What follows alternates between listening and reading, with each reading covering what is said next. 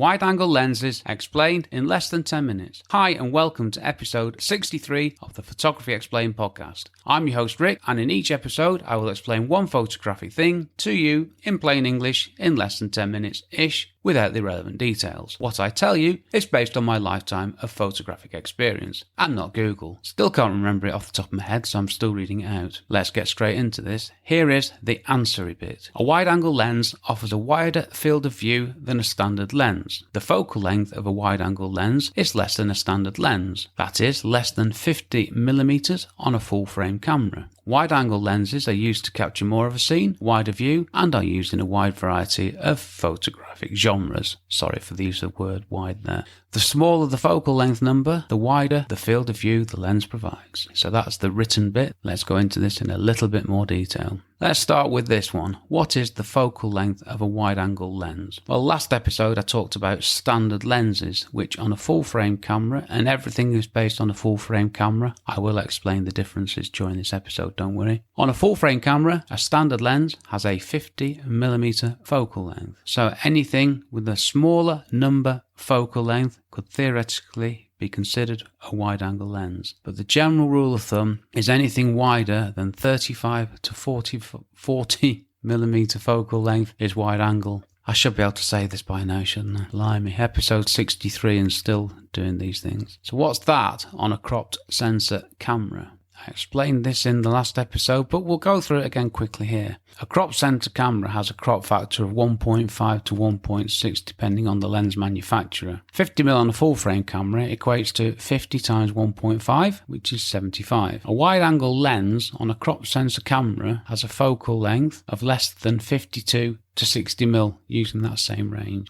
Crop sensor camera, focal length less than 52mm is wide angle, because standard is 75 to 80. Okay, micro four thirds cameras have a crop factor of 2. 50mm on a full frame camera equates to 100mm on a micro four thirds camera. Wide angle lenses, therefore, that's first use of the word therefore on this podcast. Wide angle lenses on micro four thirds cameras have a focal length of less than 70 to 80mm. Blimey, I'm glad I got that out of the way. What different wide-angle lenses are there? Well, there are lots. I'll stick with what I know, if that's okay with you, which is full-frame cameras and Canon lenses. There are many focal lengths. What do these numbers actually mean? Well, what I'm going to do is I'm going to tell you the popular focal lengths of wide-angle lenses and also what the field of view is, because that's the thing that changes with the focal length. Now, when I'm talking field of view, I'm talking horizontal field of view. So that's the wide bit when your camera is in landscape mode, okay?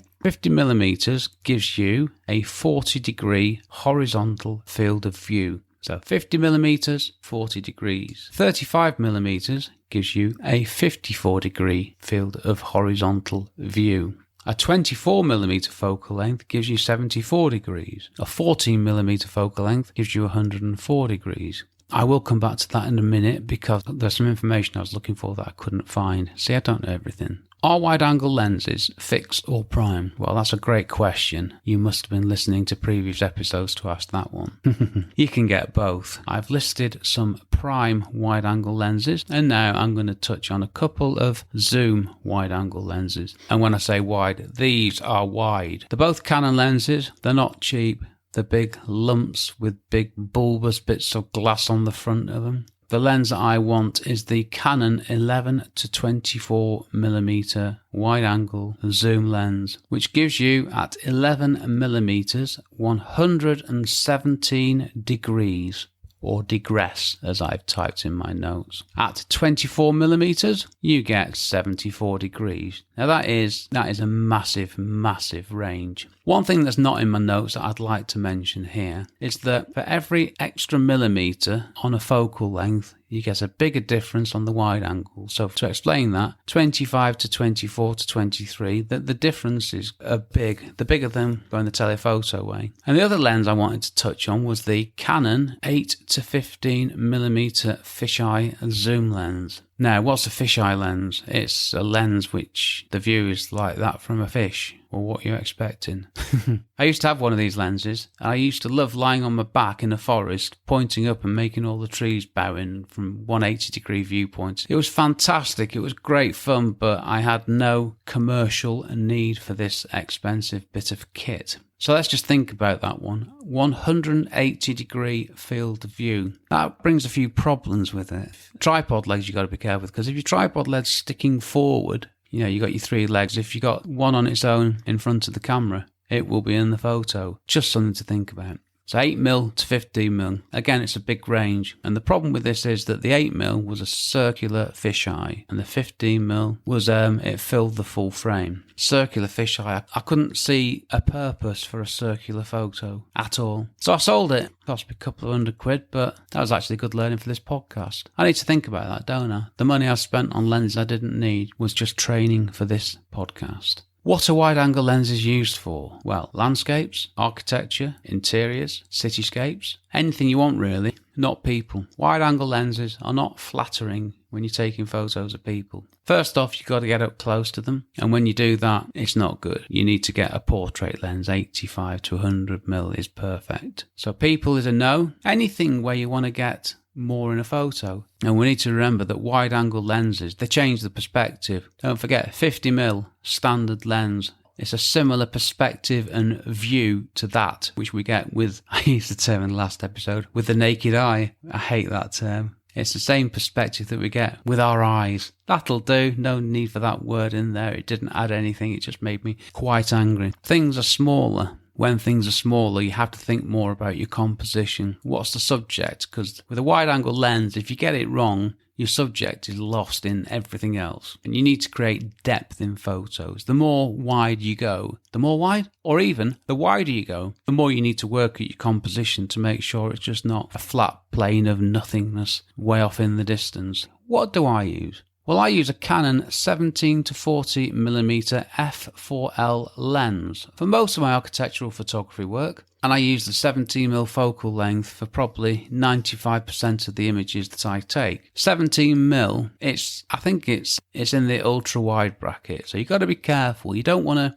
go too wide that things look artificial just by the focal length you've chosen. But 17mm, it really does work for me. If you go any wider, like say on interior shoots, 17mm, it's a great wide field of view. It gives you a great view of a room. Sure, it looks a bit bigger than it is in real life. It looks okay because you expect a photo of an interior to sort of flatter the space. If I go wider to say 14 or 11mm, then it becomes disproportionate. It doesn't look realistic. 17mm for interior work, it's absolutely fine. And it's a reasonably accurate representation. No one's ever said to me, that's just making the room look artificial. So 17mm is my focal length of choice. And the reason I like the 17 to 40mm lens is that if I need to come in a little bit, then I can do without having to move my tripod. I don't often, to be honest with you. I'd say 95% of the images I take are taken using the 17mm focal length. I think I'm a bit of an extreme kind of guy. I use 17 and 40. On my 70 to 200, I'd use 70 or 200. I tend not to use the bits in the middle. I think that's just me, that. I can't explain why. I also have a Canon 24 to 105 lens, which, sure, it includes standard. It starts wide, goes through standard to telephoto, and that is a brilliant all-round lens, and that is just so versatile. 24 to 105, if you're going to buy one lens, that's the one I would recommend for general purpose use. It's not my default lens, but it's always there, and the only reason I'll sell that lens is if Canon give me a newer one. Hint, hint. My one-line summary. I love wide-angle lenses, I genuinely do, which allow us as photographers to give a different perspective and get more into photos, and I use my wide-angle lens all the time. Next episode 64. I've done standard lenses, I've done wide angle lenses. It's just got to be telephoto lenses, hasn't it? Telephoto lenses explained in plain English in less than 10 minutes. Title so good for this episode, I'm using it on the next one and just swapping one word. Please leave a nice review and rating if you enjoyed this episode. Please subscribe so you don't miss an episode. And if you could tell one person about my podcast, I would be most grateful. Thank you for listening to my small but perfectly formed podcast. To find out more about my podcast and to ask a question of your own, check out the Photography Explained podcast website, and to find out more about me, please go to rickmcavoyphotography.com. This episode was brought to you by the anticipation of a corned beef and Branston pickle sandwich, after a comment from somebody, no names, Mark. I've been Rick McAvoy. Thanks again very much for listening to me and for giving me 13 minutes of your valuable time. 13, not 12 3/4. That was a pickle comment. And I will see you on the next episode. Okay, I'm done. Cheers from me, Rick.